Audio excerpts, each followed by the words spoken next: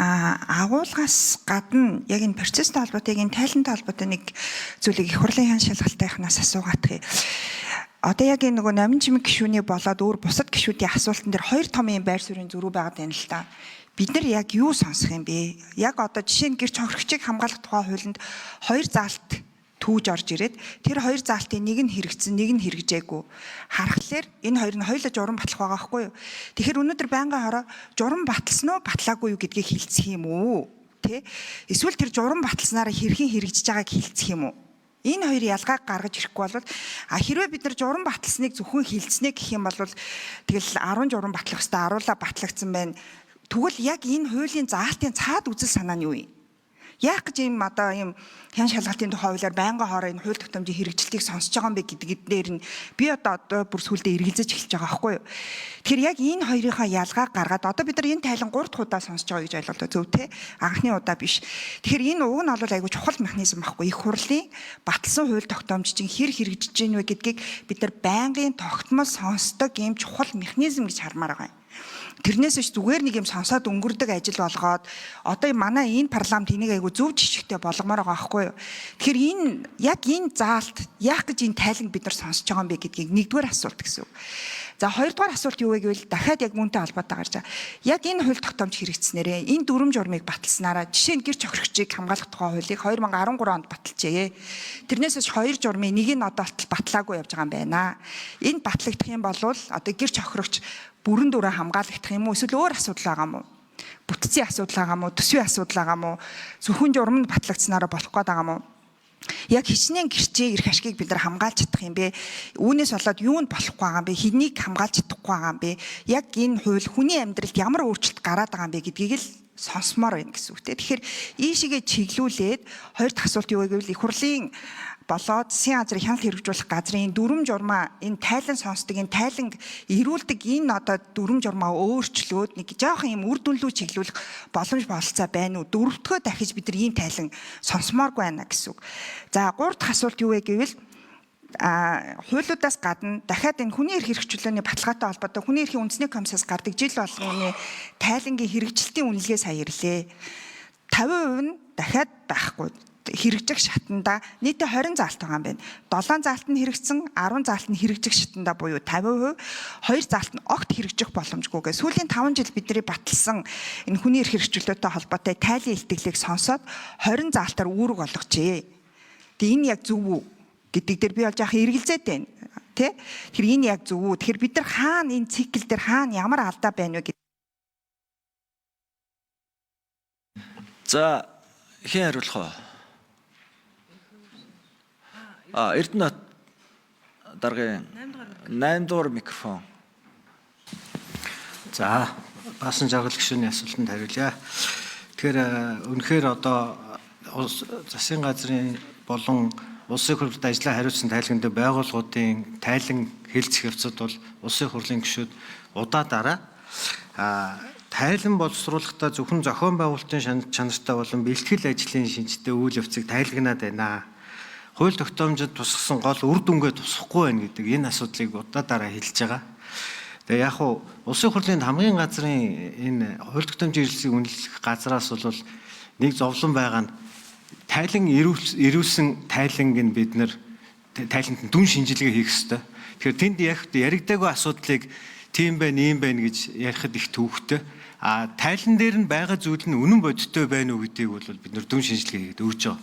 Цаашид бол яг таны хэлсний дагуу бид нар энэ тайлан дүгнэх журамдаа мэдээж өөрчлөлт оруулах ёстой, сайжруулах ёстой. Мөн тайлагнах журам засгийн газрын зүгээс, харьяа байгууллагуудын зүгээс тайлагнах журам, төлөвлөх журам хоёроо сайжруулахгүй бол үр дүн рүү чиглэсэн төлөвлөлт хийгээд ингээд түүнийхээ араас тэр төлөвлөлт нь үр дүндээ хүрсэн үгүй юу гэдгийг тайлагнадаг ийм журам руу шилжих шаардлагатайгаа энэ бол гарцаа авахгүй хийх ёстой ажил. Улсын хурал дээр энэ тайлангууд ирээд нэг ойролцоогоор 10-аас 15 хоногт дүн шинжилгээ хийгдэж байгаа. Энэ хооронд цаана болсон үйл явдлыг бүхэлд нь татаж авч үзээд ерөөсөө тэр төлөвлөлт нь буруу байсан уу, зөв байсан уу, тэгээд ерөөсөө ямар асуудлыг гололж яриад ямар үр дүнгийн тухай өгүүлэх ёстой байсан бэ гэдгийг хамгийн газрын зүгээс бол татаж аваад ингэж ярих бол бас жоохон бодит болцоо бол байхгүй байгаа. Энэ дээр бол үнэхээр харамсалтай байгаа. Таны хэлсэн одоо жишээлбэл журам батлахтай холбоотой за мөн одоо түүнийг дагаад зөвлөл байгуулахтай холбоотой гэх мэт үүргүүд засгийн газарт угаасаа хуулиар даалгах үүрэг. Энийг засгийн газар зөвлөл байгуулсан журам баталсан гэх нь энэ бол хуулиар хэрэгжүүлж байгаа хэрэг. Харин цаашдаа ингээд журам батлаад зөвлөл байгуулад хуулиар хэрэгжүүлснээр ямар үр дүн гарваа гэдгийг одоо бид нар цаашдаа харилцаад тайландаа тусгадаг талаараа л ярих хэрэгтэй байхаа гэж ингэж бодож байгаа. Тэгэхээр бол энэ тайлангийн ажил үр дүнтэй болох байхаа. Зүгээр өмнөх жилийн тайлан, энэ жилийн тайлан харьцуулах юм бол үнэхээр одоо засгийн газрын ажилд бол ахиц гарсан гэж үзэж байгаа. Өмнөх жилийн засгийн газрын тайлан дээр 20% байсан ажил жишээлбэл ижил төрлийн ажил энэ жил бол 50 гаруй хувьтай болоод ороод ирж байгаа. Үнэхээр энэ тайлан дээр дурдсан ажил хийгдсэн байна уу гэд үзэхээр ажил бол хийгдсэн байгаа. Зарим угаасаа ажлын нийгмийн том өөрчлөлтийн шинжтэй ажлын үр дүн угаасаа 1-2 жилийн дотор гарахгүй л дээ. Тэгэхээр мэдээж хэрэг зорилгодоо хүрэхийн тулд тэр шаардлагатай хуульд нийцүүлсэн журам батал гэдгийг хуулиар үүрэг болгосон юм чинь тэр журмаа баталчил таарна.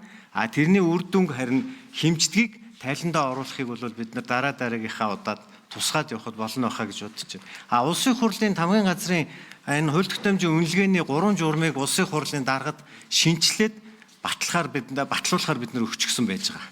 Тэр журмууд бол одоо нэг ойролцоогоор нэг ойрын 2-3 хоногт батлагдаад тэгээ энэ журмыг хөргүүлээд ингээд бид нар засгийн газар болон бусад байгууллагатайгаа хамтарч ажиллахад үр дүн гарах байхаа гэж найдаж байгаа. Тийм. За 5 дугаар микрофон.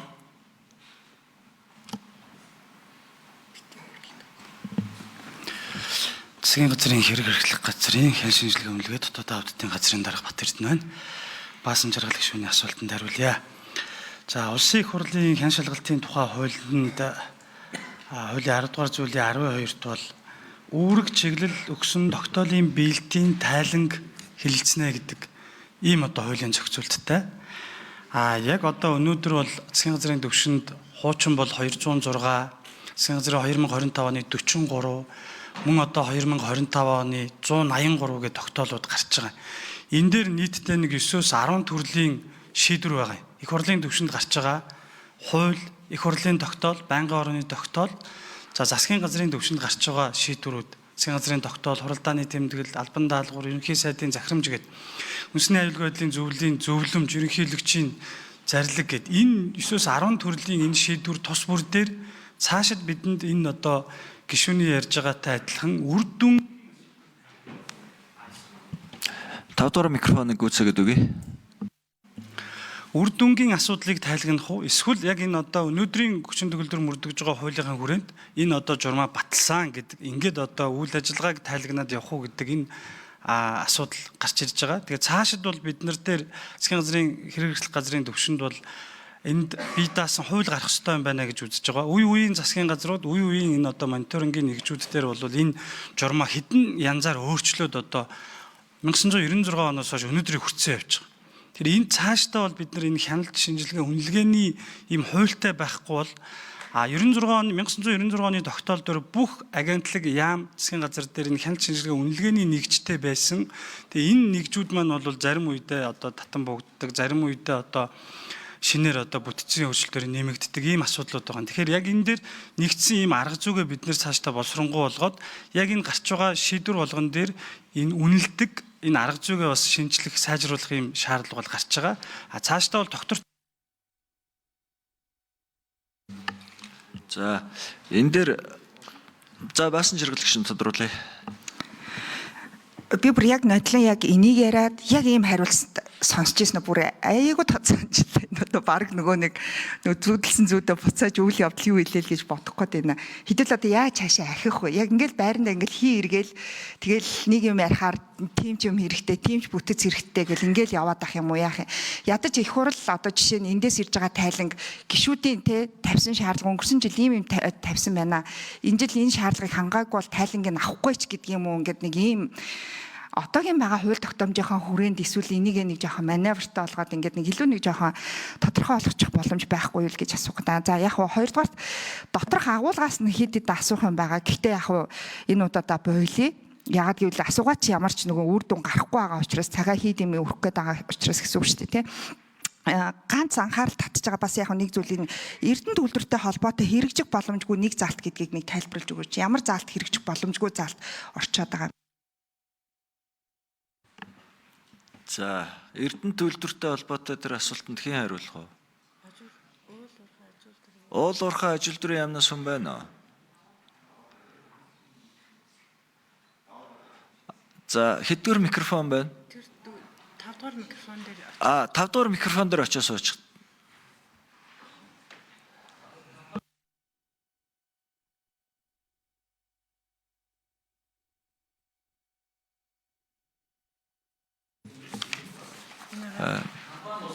Энэ холбогдох яамны төрийн нарийн нь байна уу? даш бүрүү. За. Гэхдээ тэр төрийн нарийн та яагаад тэгээд нэр энэ зөв штэ гişүүд Даш бүрүү. За дашборуу дарга хариулах уу?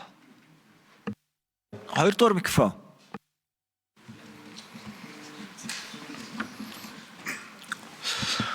За, гишүүний асуултанд хариулъя. Ажил дүрийн соёлын яам төрийн нарийн бичгийн дарга Эрдэнэт үйлдвэрийг дэвшиглэж зэс боловсруулах үйлдвэр барих төслийн асуудал байгаа. Энэ бол одоо Монгол Улсын засгийн газрын хэрэглэх газар хөрцөө эзэмшигчийн эрхийг хэрэгжүүлж байгаа.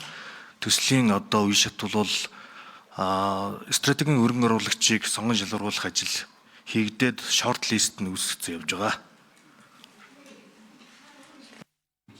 Тэ нөгөө нэг журмыг хэрэгжүүлэх боломжгүй байна гэсэн хариулт ирүүлсэн байна гэдэг нь шүү дээ. Тэр юм.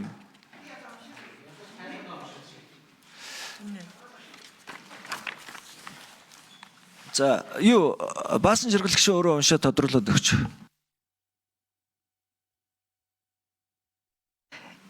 Энэ тайлангийн 30 дугаар хуудсан дээр Эрдэнэт үйлдвэртэй холбоотой авах арга хэмжээний тухай гэдэг Монгол банкна хөгжлийн банк болон Монгол банкнаас худалдаа хөгжлийн банкнд байршуулсан мөнгөн өрөмд ногдол ашиг вексел зэрэг их үүсвэрээс суудхан тогтцох хилцэл хийж төрийн өмчөд авах арга хэмжээг зохион байгуулахыг их хурал засгийн газарт даалгах сухай 49% хувьцаа гэдэг. Тэгээд энэ дээр хойно дүн шинжилгээ хийхдээ хэрэгжих боломжгүй гэж үзлээ гэдэг ингээд дүгнэлт хийсэн байгаа байхгүй юу.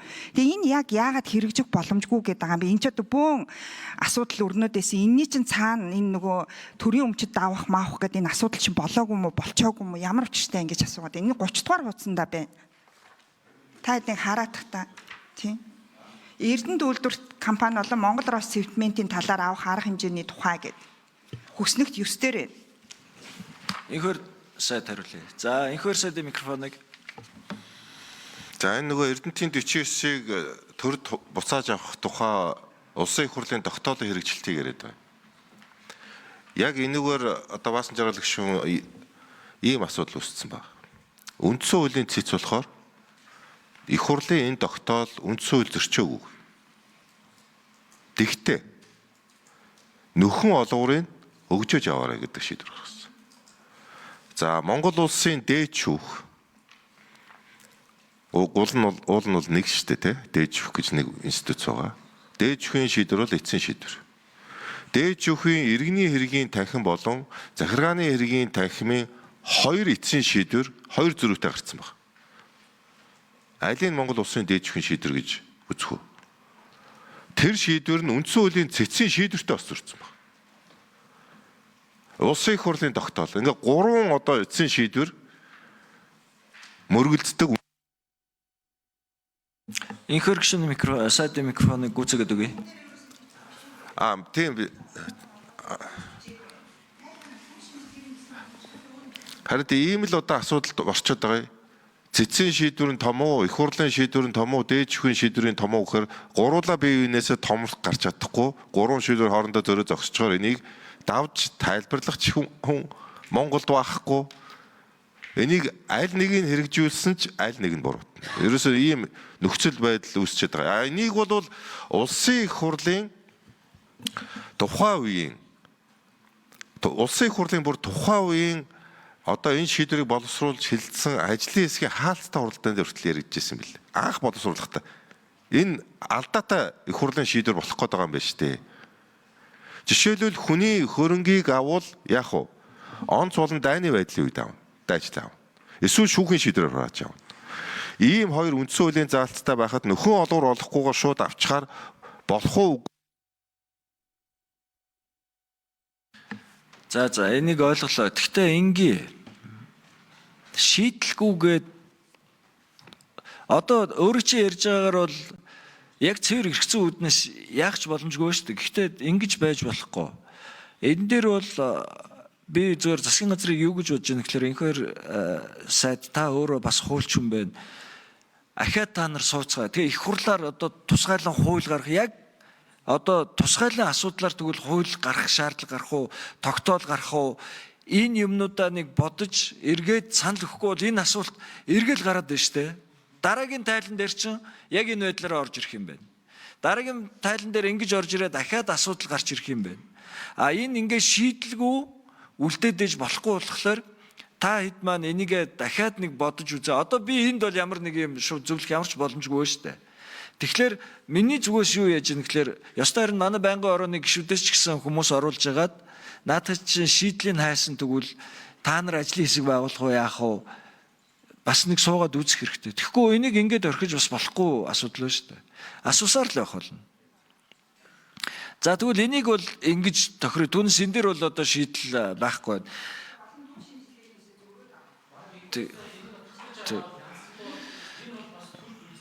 Тийм цаашдаа тэгээ ноц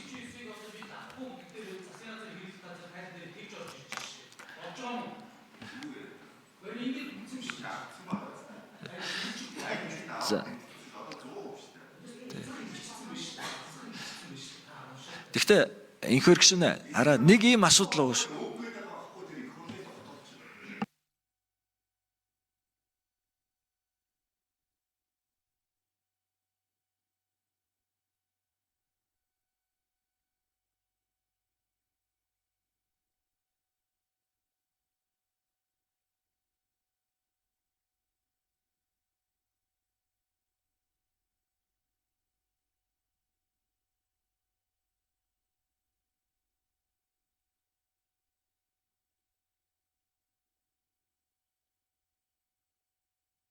Харин тэгэхээр одоо биш үү?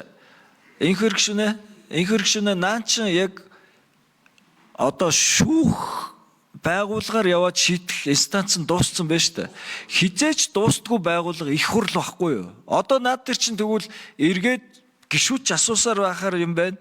Тогтоол гаргах юм уу, тусгайлсан хууль гаргахгүй яах вэ? Энэ юмнуудаа бас тэгвэл нэг бодоод үзэж түнс би бас шийдлийг мэдэхгүй байна. Яг үннийг хэлгээд. Гэхдээ би танд нэг юмыг одоо энэ дээр би протоколд ороосоо гэж бодож байна. Наад одоо энэ дээр хэрэгжүүлэх боломжгүй гэж байгаа чинь хүн харин ёстой гомдлоо гаргаад явах. Засгийн газар болон төрийн эсрэг төр буруу юм хийжээ гэсэн нотлох баримт болох юм явж штэ. Төр өөрөө шийдвэрээ гаргаж чадахгүй. Төрийн эсрэг наадах чинь нотлох баримт болох юм яваад штэ. Тэгэхээр энийгээ бодож үзэж их хурл дээр юм уу шийдэл гарах. Би одоо үнэхээр хариулж мэдэхгүй байна. Яг гэвэл энэ дээр яг бүгдээрээ сууж иж нэг шийдэл гаргах хэрэгтэй. Хараа бид нар бол байнгын орооноос хүн амтан гаргаж өгч бол тэр саналаа хэлдэг. Танах одоо жишээлбэл ингэх хэрэгтэй бол би байнгын орооноос ажлын хэсэг гаргаад суух гээд үзэж болно. Тэн дээр надад асуудал алга. Засгийн газар энэ байр суурьал яг гэвэл танах тайлангаа оруулж ирж танилцж штэ. Тэгээ эн чин цаашдаа ч асуусаар авах юм байна. За харин түрүү энэ баасан жаргал гишүүний юун дээр нэг юм би хэлчмээр байна. Та түрүү ингээ асуугаад байна шүү дээ. Энэ тайлан гэдэг дээр хийсэн ажлын тайлан гэхэлэр журам хийчээд ингээд болцсон уу гэд энэ хяналт шалгалтын тухай хуулийн дээр чи ерөнхий утгатайгаа байж байгаа байхгүй юу? Тийм учраас зөвхөн журам гаргасан гэж зогсохгүй. Энэ биелэлтийн бид нар хилцэн чи би ч гэсэн гишүүдийн асуултыг хязгаарлахгүй байгаа чи энэ байхгүй юу? Яг гэвэл асуухтаа зөвхөн журам асуугаа зогсохгүй би түрүү хэлсэн шүү дээ. Би бол бас гишүүдийг юу асуухыг хязгаарлаж чадахгүй шүү гэж байгаа чи та нар энэтэй хэрэгжилттэй холбоотой бүх юм асуух хэрэгтэй. Тэр боломж чинь нээлттэй.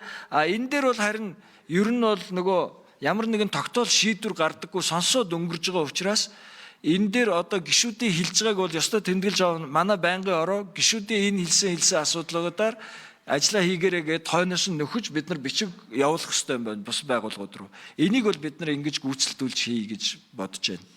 За, одон туяа гишүүний микрофоныг өгье.